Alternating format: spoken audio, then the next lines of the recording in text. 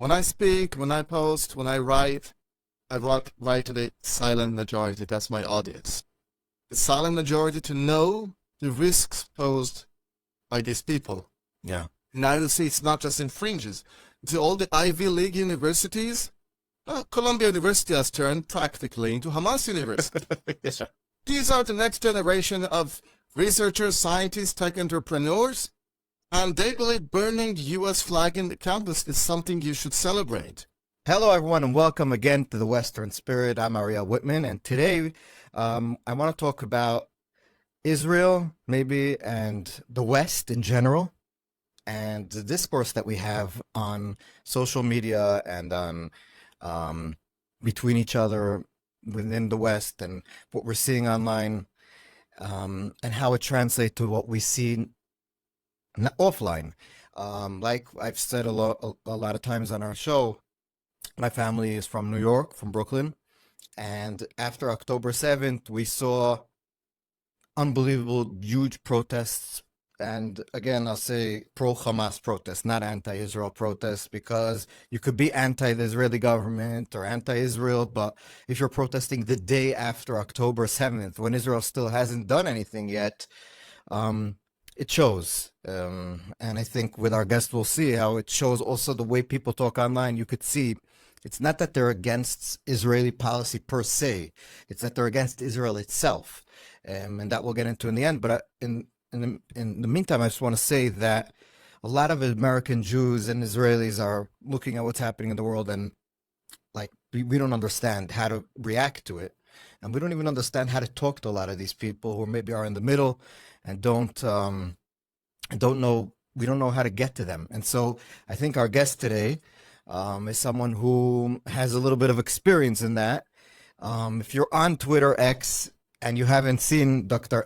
Eli David, first of all, I strongly urge you to do so, but also something's wrong with you because Eli's everywhere, and he's, I think you're one of the top 100 X accounts in terms of their influence. I saw that in one of the founders, it's called, you were right under Elon Musk. So we could surmise from that a lot of people are reading what Eli's putting out. And so I'll just say that Eli is a doctor I think also in Bar Ilan.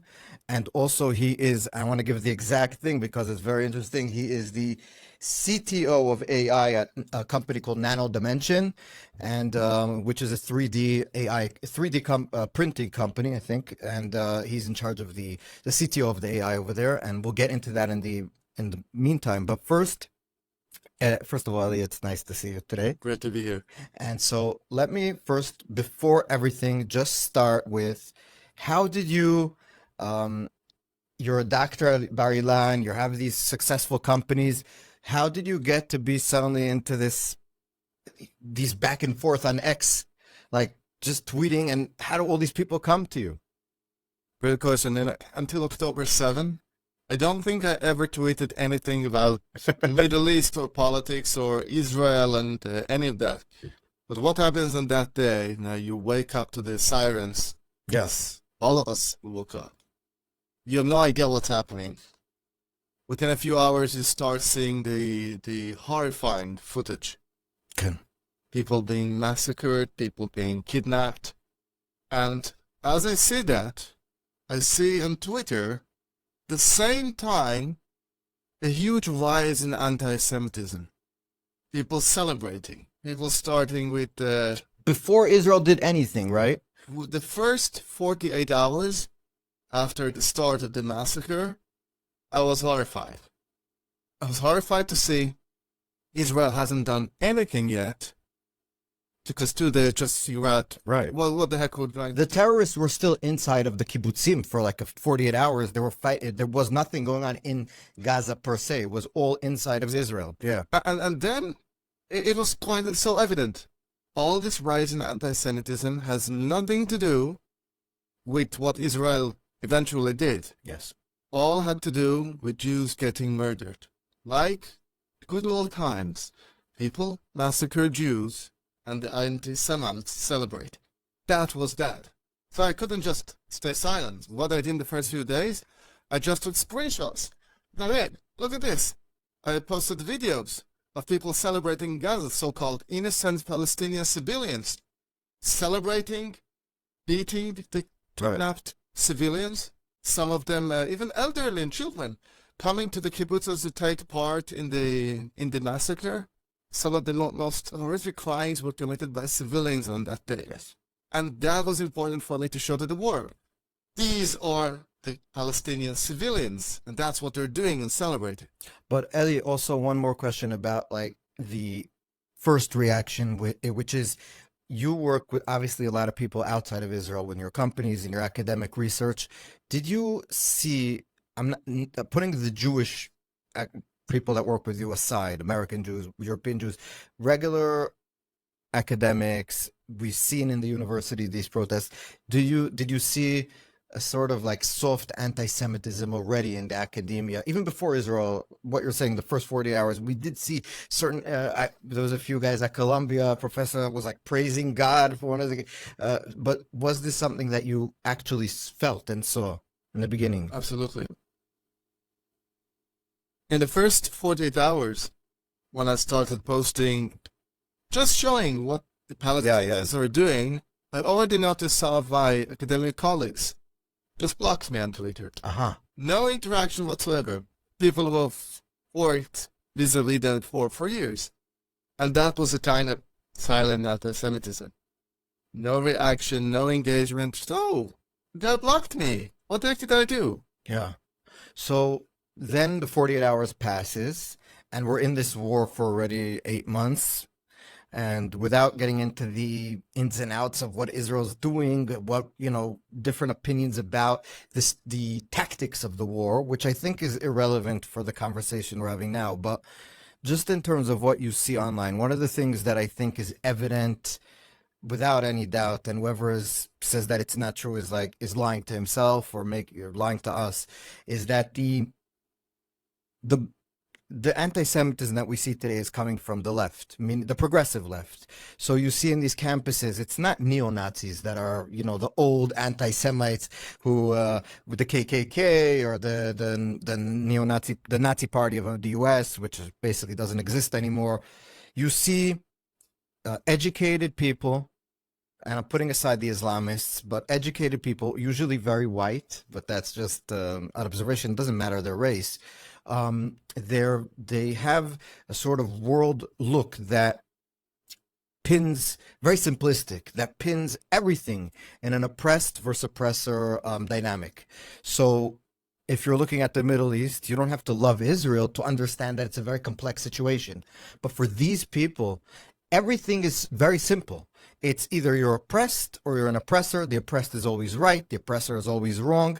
And so is that when you see these people, could you maybe give us a little bit of, you've been obviously interacting with them, making fun of them a lot of times, putting them down, and we'll get to that in terms of the strategy of how do you talk to them. But first, maybe explain to us, what do you see, how do these people become the way they are, in your opinion? Simple, this is a cult. The moment it's a cult, don't care about facts. Yes. It's not that they say, these facts are wrong and these facts are right. They just don't care about facts. Yeah. The moment it's a cult, Israel represents evil. Now, if you ask those people in campus, in the U.S. campuses, just go and ask them, where is Israel? Can you locate it on the map?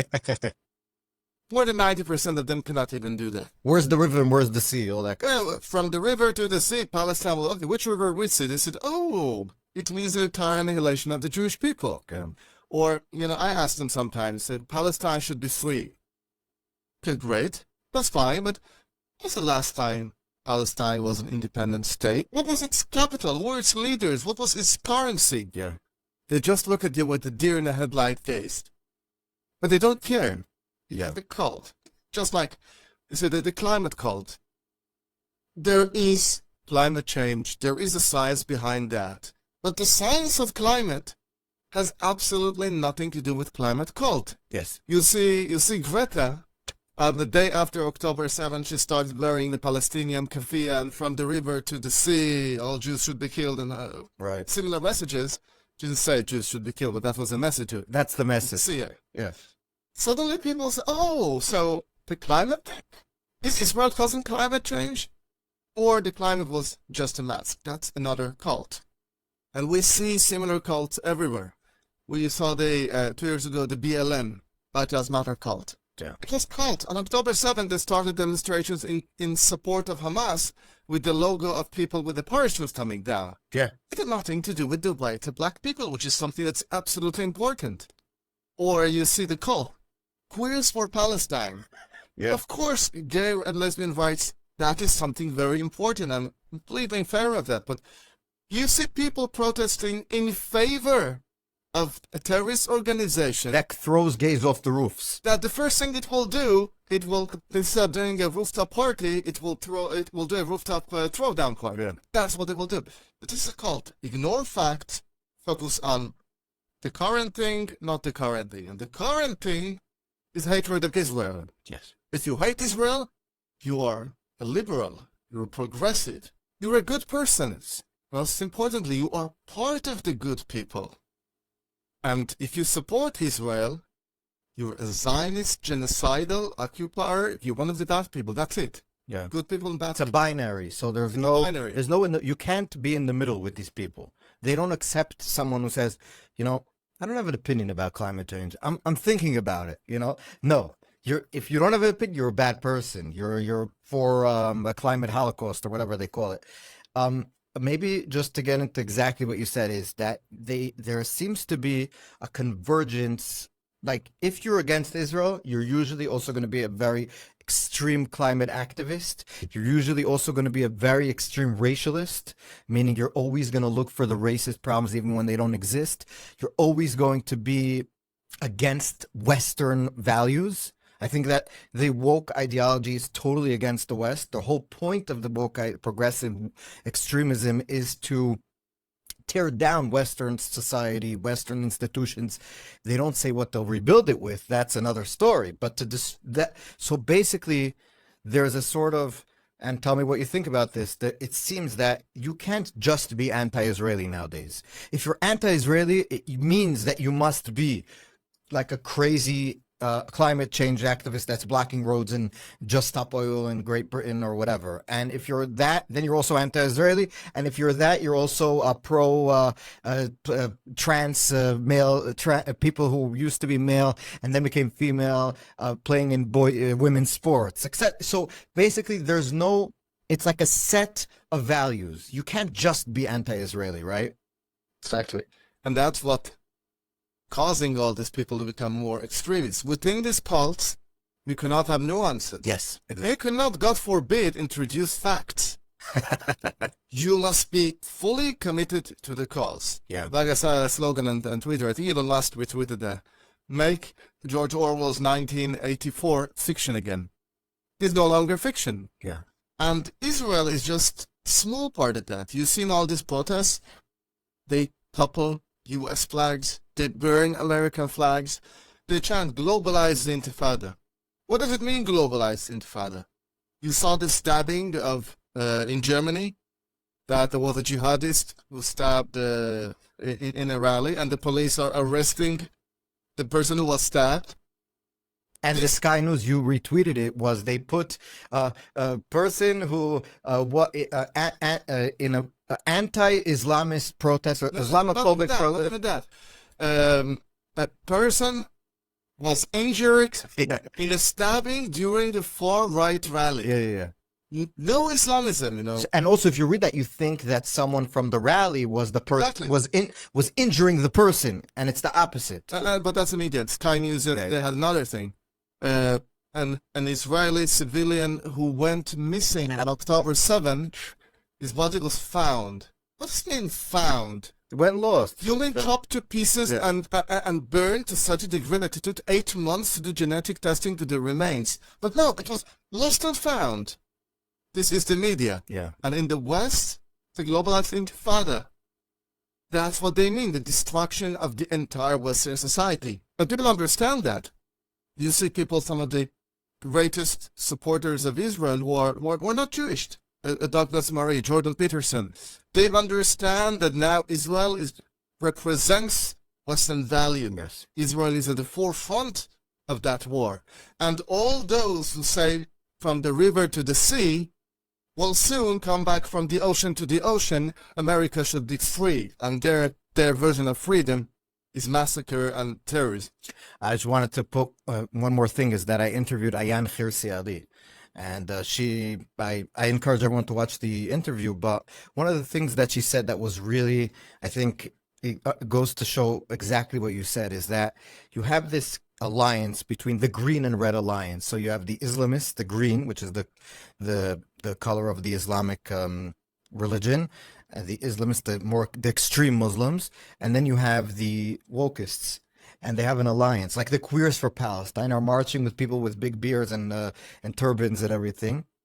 And so one of the things that she said was the woke people, their whole objective is to tear down Western society. But like I said before, they don't have a plan to what will come instead. So you tore down Western society. What comes after? They don't know. Who does know? The Islamists. They have a whole plan. They know what they want. So they're working together until the point that everything is torn down. And then they'll throw you off the roof. So I think that a lot of these people, they're not, they like you said, it's almost a religion, a cult, you could call it whatever you want, because they're not thinking it through a lot of times. What will happen if you get everything you want? What kind of a society will you live in where who are your, allies in this society? I'd rather much be with Ayan Hirsi Ali, Jordan Peterson, everyone that you said, and many more than the people we see at these protests. And I think it should be obvious to everyone.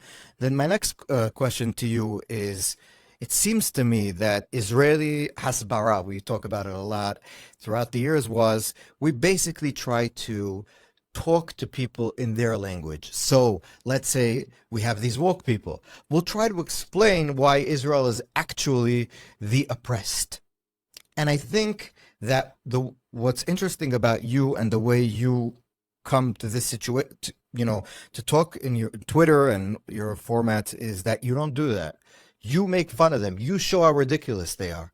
You don't try to, bow your head to them. And I think that's something that, maybe people disagree with the way you do it, but I think it's important that there is someone that does it. So how did you, when you let's say put up a post about, making fun of these crazy people that don't know where the river and where the sea is and the 100 Queers for Palestine, etc. How do you decide how much fun of it to make? Does it sometimes become counterproductive because people get annoyed at you? How do you balance that situation? I've come to the conclusion that those woke people, you cannot reason with them. Yes. For either of two reasons. One, they're too stupid. But mostly it's two. The gates that are in charge of information getting into the brain are permanently blocked because of the cultish mindset. Yes. So they don't care. Your facts don't penetrate the brain. The neurons in the brain, speaking of AI, the neurons in the brain simply don't get the information, doesn't get there. So I'm not trying to convince them. They're not my audience. So when you do it, which you're trying to reach people who are sane, basically. Yes. And through the ridicule of these nuts, you're trying to basically show how crazy it is to take their positions. It's the silent majority. Most of the people in the West, in Europe and in North America, they are not jihadists, they're not woke. Maybe they don't care much about Israel, and that's fine. They care about their lives, Yes. their culture, their heritage, the well-being of themselves, their family, their children, as they should be. And by conveying what the jihadists want, I'm helping understand the risk at their societies. Now, I'm much more optimistic about Israel and the future of Israel than the future of France or Belgium or Germany. Yeah. Now, we were massacred, yes. We're strong, learn our lessons, we'll get over it. What will they do? That in Britain, jihadists are now mayors of some cities. Yeah. And in their celebration, they don't thank the British democracy for making them selected. They shout from the river to the sea, Allahu Akbar. That's the British democracy. And we see that people are starting to wake up. Now, one of the clearest signals I saw was during the Eurovision Song Contest. Now, admittedly, I couldn't care less about that contest. I've never watched. But Israel became a symbol there. Yeah.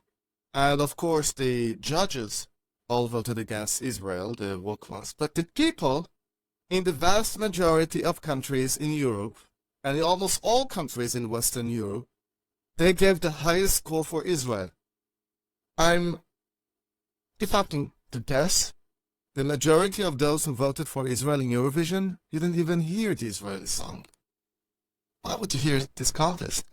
Israel became a symbol of fight against wokeism and jihadism. You see that the elections... And also it was anonymous. And so people sometimes, they're scared. Like, I'll just give an example from the U.S. So they asked before in 2016, Trump was losing to Hillary by a lot more than he turned out to win. And without taking, obviously, positions now about Trump or Hillary or Biden, whatever. But point is, when they asked people who they think their neighbors will vote for, then Trump would win or get a lot more than he didn't win the popular vote, but get a lot more than he did get. And a lot of times people are scared when they think they'll be shamed for their opinions. And in the media now, being pro-Israel, you'll be shamed. You'll be shamed. Yeah, absolutely. Yeah. You see, the greatest proponents of Western values in other countries like Javier Milei, Yes. Kurt Wilders in Netherlands, Santiago Abascal in Spain, the folks. All of them are labeled in the woke media as far right. Yes. Extreme. Even in Israeli woke media, Haaretz did a big headline about the Israeli Minister of Diaspora, Amichai Shikli, participating in the extreme right conference in Spain. That was the most important conservative conference in the world. Javier Milei attended there. All the conservatives attended there. These are the greatest supporters of Western values in Israel. But the woke say, no, that's far right. Yeah. So, yeah. But let me just back up 1 second. When you talk with these people, you're obviously not talking to them. You're talking above them, ridiculing them, and sort of through that explaining your opinions. Do you also, how much would you say is in your content is ridiculing the wokeists, rightly so, and how much is it explaining the greatness of where we are, the importance of what we do here, the importance of our, society standing strong and not because they're next, like you said. So how much would you say is a percentage of your posts are that, and how much is that, and why, and explain why? First of all, the common denominator of, I think, most of my posts is some kind of sarcasm or humor with them. And it's simple. Nobody has any obligation to read and spend time on any of my posts or anyone's post. Right. No one's obliged. Now, if I want them to read it, I need to somehow make it worth their whiles. It could be with facts that they are interested in. Nobody can force facts on people who don't care about. Yes. Humor, sarcasm, whatever. Already in the Second World War, the British did extensive research and showed that messages ridiculing the Nazis worked much better than messages trying to pinpoint specific and long, detailed facts about them. At the current era, let's call it the Twitter age, in which nobody is trying to read long art, you must be succinct. You must write the message clearly. And yes, it's first of all my personality, I guess, the humor and sarcasm, and it works there too. And I try to highlight both sides, the risks that are posed by these wokists and jihadists to the entire Western civilization. Israel is part of that. It's not about Israel, what you see. And of course, the other side, you see in Israel, the startup nation. My profession is AI. I'm a researcher and entrepreneur, and I couldn't be prouder of this country, that we have the highest number of startup companies per capita in the world. And it's just a desert that we have built everything here. And we are just an extension of Western values, the Judeo-Christian values here. And this is the crossroads of the all Western country. Yeah. Are you going to value your heritage, build upon them, and succeed and prosper socially and economically? Or are you going to let the jihadists destroy your country and destroy everything with that? This is the crossroads. It's all intertwined.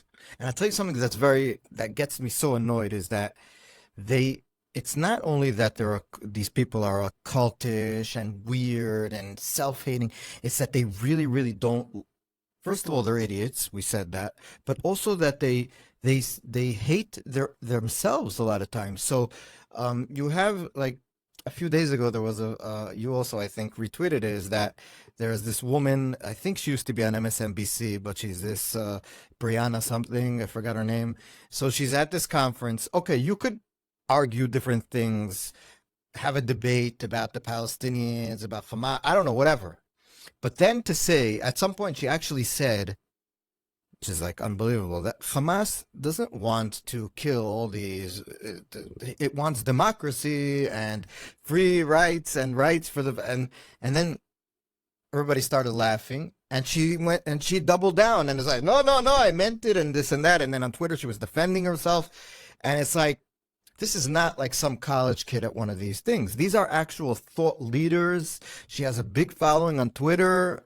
And in other places, she has a podcast. I think she used to be on TV, and there's others like that. And you see this, and it's like, this is, again, not like the riffraff. This is the leaders. These are the people who are supposed to give these people the information. And so that's why I think it is important to ridicule them, because somebody needs to show how stupid the people who you're looking up to are. I mean, one of the reasons why it seems to me that there is a sort of these people are getting traction is that people are scared to talk to fight them. You know, a lot of people that I know are, you know, that we don't want conflict. We don't want, right? And I think it's important. Tell us why it's important to stand up for your principles and not give in. These are the cult leaders. Yes. And some people expect them to educate their people. Would you expect a cult leader to educate? Like people. They will lose the cult. Yeah. Now, does she really believe, as she said, Hamas wants to bring to Palestine a democracy just like we have in the U.S.? That's what she said. Does she believe that? I don't know, maybe. Do you think she believes that? Like, is that something that a lot of, when in your experience talking, walking, watching, scrolling, that this is like a serious talking point that Hamas wants a democracy? Some actually believe that. Like those queers for Palestine. Yeah. And then I post videos of them showing queers that they should be killed, there should be all of that. And the one British imam saying, how do you expect Allah to give you victory when gays are protesting together with you? You show them, and I just look at it and say, oh, no, they don't mean that. When they say we're going to kill every Jew, they don't mean that. They mean just Jews should go back to where they came from. Poland. To Poland. That's what they say at the protest. Or for Poland. I wonder what would happen for. Yeah. What happened last time Jews were in Poland. But also that one of the things that is like unbelievable is that when you have, let's say, an Israeli Ethiopian that goes to the college campuses outside. Go back to Poland too. Yeah, exactly. It like it makes them have like a disconnect between what they think, what they've been taught, or what, like you said, the cult leaders are pushing down onto them. And then they see a black Jew, an Israeli black Jew. And then also, like, if you'll tell them, most of Israelis now are not Ashkenazi Jews anymore. They're people who are descendants of Jewish people who were expelled, thrown out from the Arab colonizers, you could say, because a lot of these Arab countries were put in, like Jordan, for example, and Syria, were all put in by the Western, the colonizers, the regimes were placed in by them.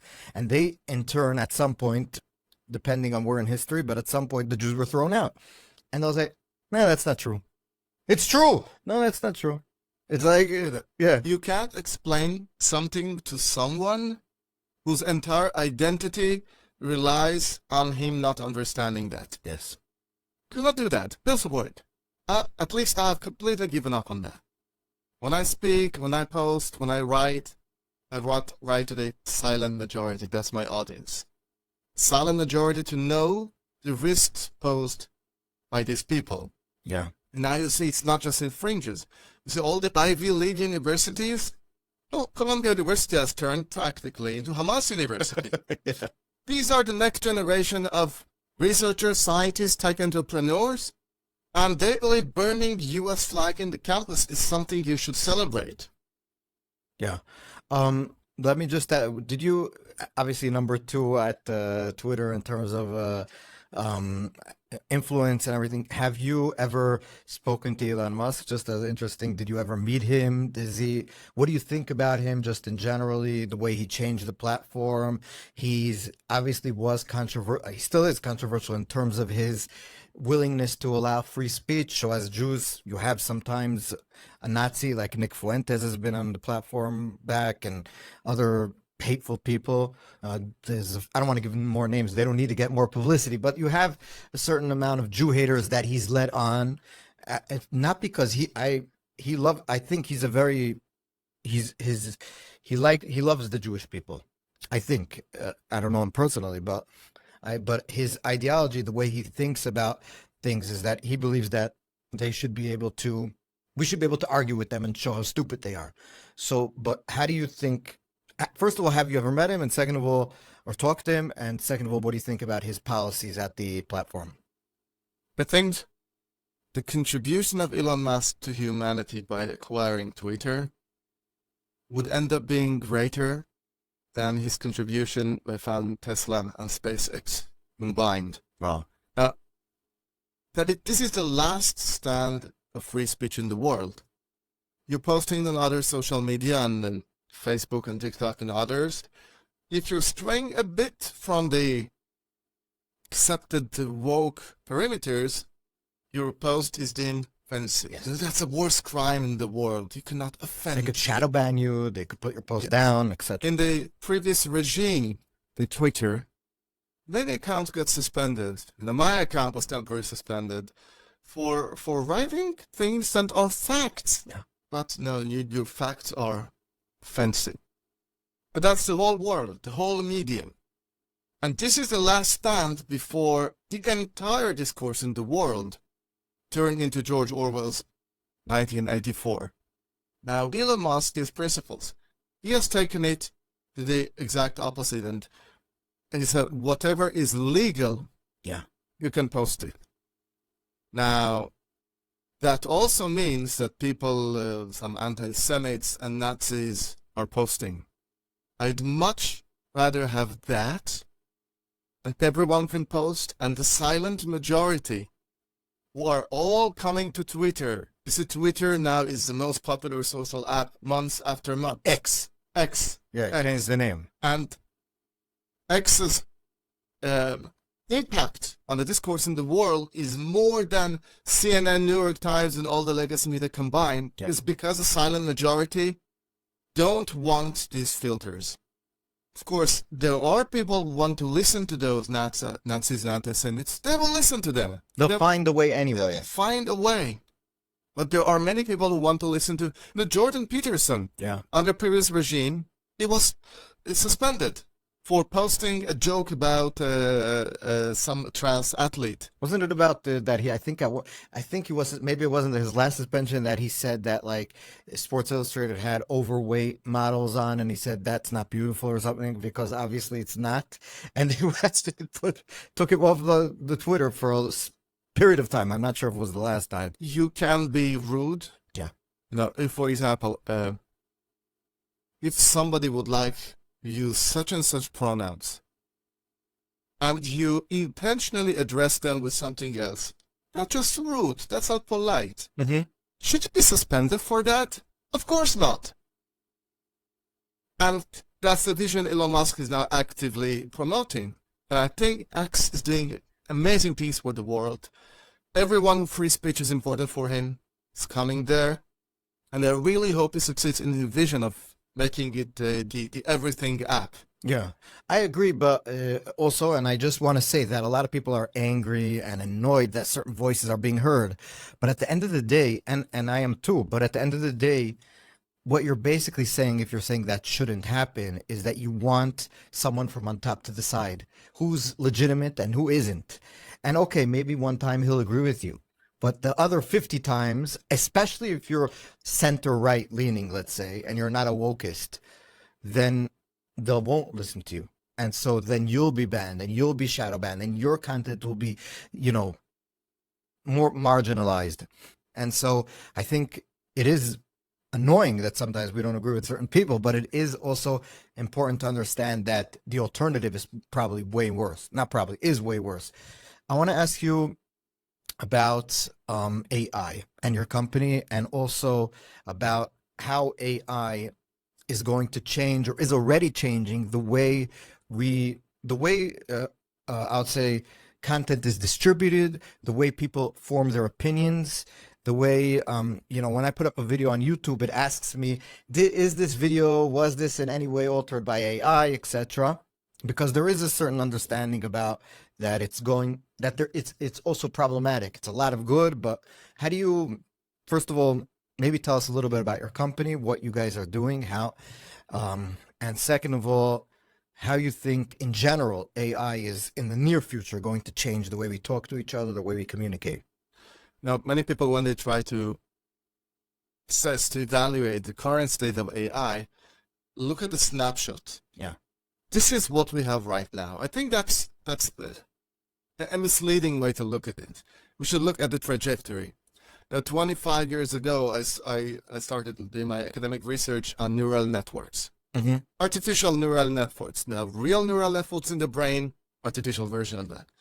Back then, it was considered a refuted field of study. I was one of the few people in the world doing research on neural networks. Now, 20 years later, it is the only form of AI. All ChatGPT, Midjourney, it's neural networks. 20 years ago, the largest neural nets we could train had a few tens of thousands of connections, parameter, synapses. Yeah.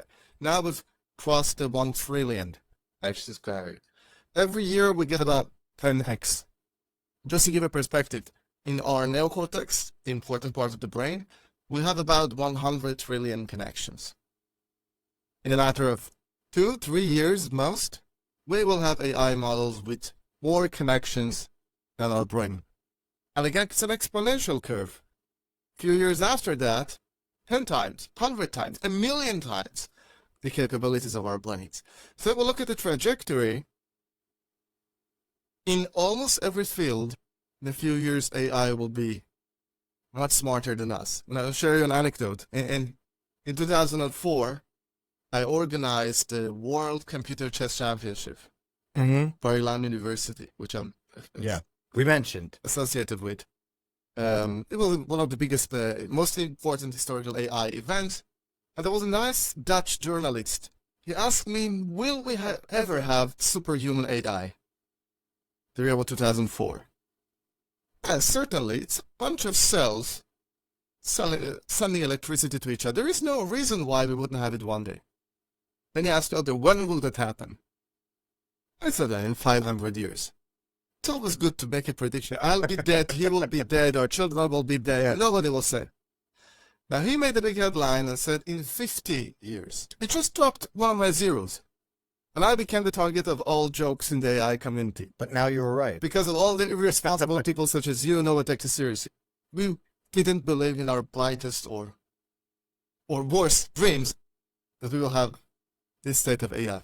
Now I think my prediction wasn't accurate. I think this will happen by the latest 2030. By the end of this decade, we will have AI that is better than humans in all cognitive tasks. Already we see the gap between GPT-3 and 4. GPT-3, it passed the medical qualification exam in the US with barely passing grade. GPT-4 passed it with flying colors. Today I have lots of academic collaborations with physicians in different departments. They say that in most use cases, advanced AI is on the par or better with human physician diagnosis for most examples. In a few years, that will be all disciplines in all diagnosis. That will be in medicine, in law, in accounting, in engineering, in research. When you have cognitive capability that is order of magnitude better than So obviously it's going to be better. this is much better than us. Yeah. And the big question is, where are we going to fit into that? Could I just stop you there? So, and exactly maybe expound. So first of everything you said, you gave example from the medical. That's great. Law is great. We'll get rid of a lot of the lawyers. It's great. No, but it is a lot of the thing. Accounting, I think, will is something that we'll see disappearing in the next, even less. How many? Maybe 2-3 years. More or less. I mean, now my brother in America does his taxes online with AI, and so there'll be different softwares, AI softwares that'll do that for you. You won't really need accountants. Maybe you'll need like people who maybe just once in a while will go over stuff, but it won't be the way it is now that every business needs, like, especially for a big business, a big firm, and that'll be different. And but those are good things, I think, even though it's not good for the person who's losing his job. But every technology has, the society needs to adapt. But what about dangerous things? Like Elon Musk, we mentioned before, was talking about that they might take over the human race, and he was really scared about it, which is why he started his own. He was the one from GPT in the beginning, but he's now starting his own thing. So, what are the dangers here? I agree with Elon Musk's apprehension. So, when I compare our brain to that of chimpanzees, it's actually the same brain. Neocortex is 6 layers under microscope, about 2 millimeters in width.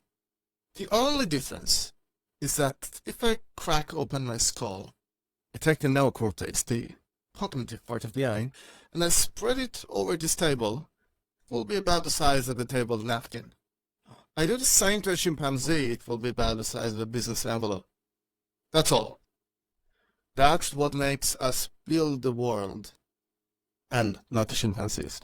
Now, if that difference in quantity, only quantity, no quality, results in such a big difference, what will an artificial brain that is so much smarter than me, is as smarter than me as I am smarter than the chimpanzees, or even more, what will it decide to do?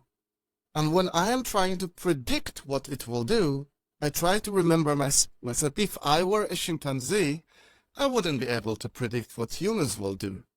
Is it possible for a lesser intelligence, accurate to predict much better intelligence? Now, this is not a scenario for the next 5 to 10 years. We're talking about a few decades from now.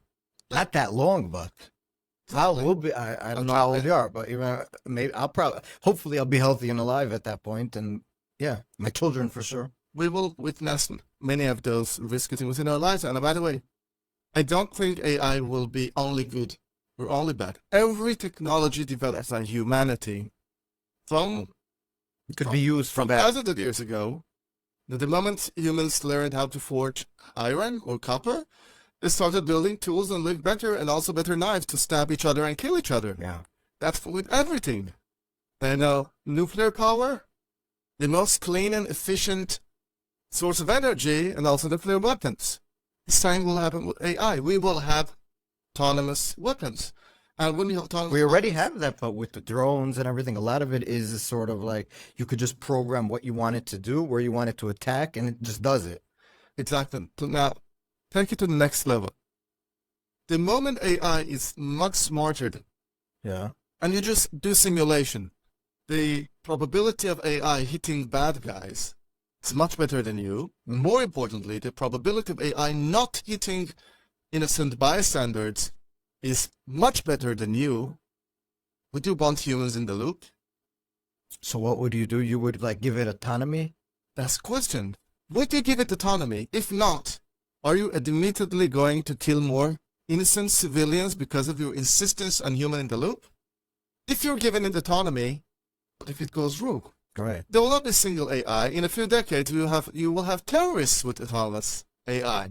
But the drone will hover and say, okay, where is the biggest civilian damage I can do? You'll see all of that. But until then, there are lots of good things we can do with AI. Now, you asked me about the company I'm involved with. Now, I found Nano dimension. Now, I founded several AI-based companies. One did cybersecurity today, one of the largest cybersecurity companies in Israel. Another one, I found a company that's doing AI acceleration. We all know about NVIDIA, but one of the biggest problems we have is that NVIDIA servers are good for servers. What if you want to put them on an edge device, on a mobile device, on a 3D printing device, real time? So I found a company called DeepCube, was I think the most advanced technology for miniaturizing AI. And that's, by the way, one of the biggest advantages we humans still have. And advanced AI needs millions of watts. We use 30 watts. Yeah. That's it. And that company was acquired in 2021 by Nano Dimension. It's one of the most advanced 3D printing companies in the world, and the only company that's capable of printing not just single material like metal or like polymers, combinations of them to actually print digital circuits with electric and non-electric material combined. And one of the challenges Dimension had, how to detect faults and errors during printing time. DeepCube, which ended up becoming the AI division within Nano and is now fully integrated in many of the processes there. Imagine during the live printing process, you have the most advanced AI in milliseconds looking at errors and detecting and correcting them. Oh. And we see the result of what Nano is doing. Already in the current war, we see Nano Dimension is printing the most complicated circuits that are used for the defense industries, for drones. So they work with the defense forces and try to make it 100% that everybody will. Lots of both civilian and military customers, both in Israel and in other Western countries. This is one example of seeing advanced AI actually for the good, used for the good and to bring immediate impact. Can I ask you one last thing, maybe just about one of the things, one of the big controversies that we saw, and I'm sure you tweeted about it, was I think it was the Google Gemini, where people asked the new Google AI to make them pictures, for example, of a Nazi. And then because it was programmed basically to be diversity, equity, and inclusion was programmed into the program, it gave you a black Nazi. Or it said they wanted a George Washington, it would give you a black George Washington. Different weird things like an Asian founding father or of America. I mean, I don't think the Asian community came to the U.S. at the Mayflower. Different stuff like that. And so and then Google said, okay, we're halting it. We're going to make sure.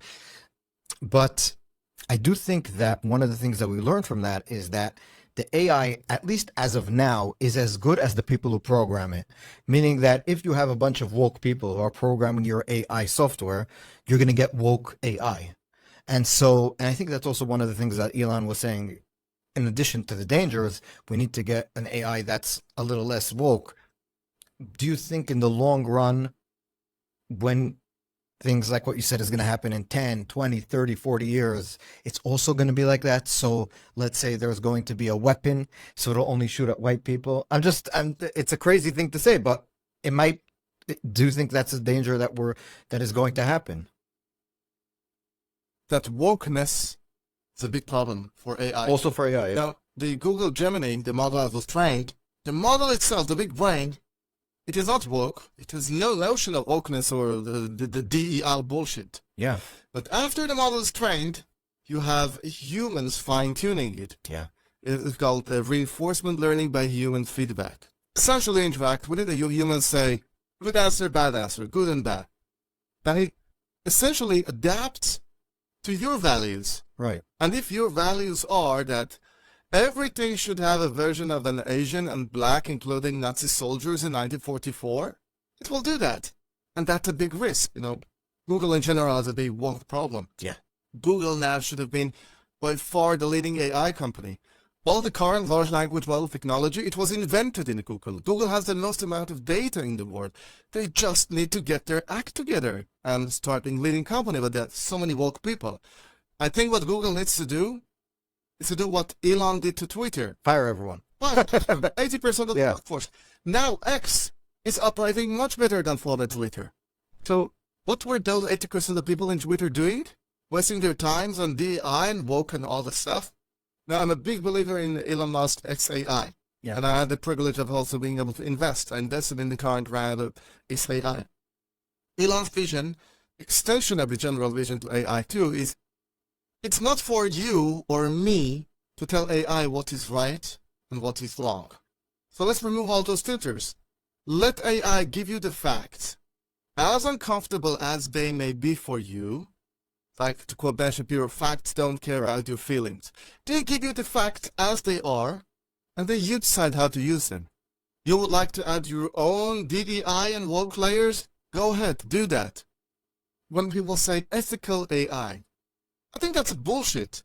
And, I expressed my opinion all the AI conventional conferences, and of course, people didn't like that. I think all companies should fire all their people doing ethical AI research, because that's a complete waste of time. AI is learning from human data. If you have so much content, anti-Semitic content, It'll become anti-Semitic. And all the different biases. You can't fix humans while expert AI, so you train AI.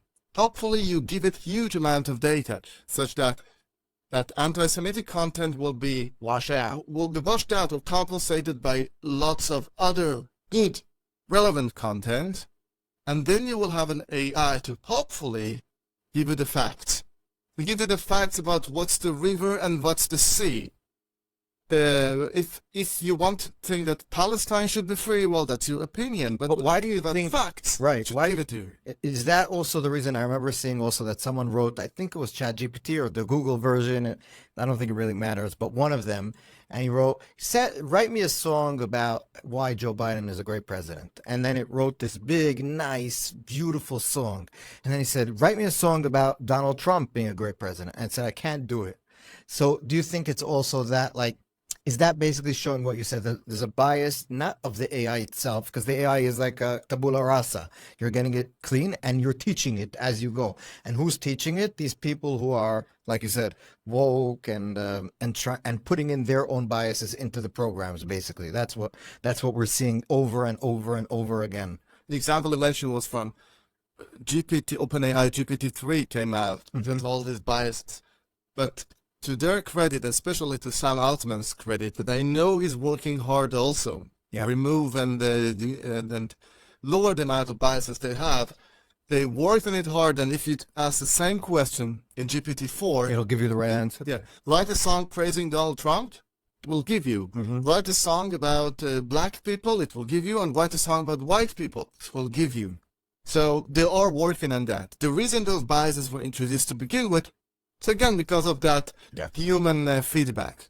One last question. I mean, you did say the dangers, but are you optimistic about will our kids be living in a better world because of AI, or will our kids have to live in a world that will? I mean, you have all these apocalyptic, really like scare the end of the world.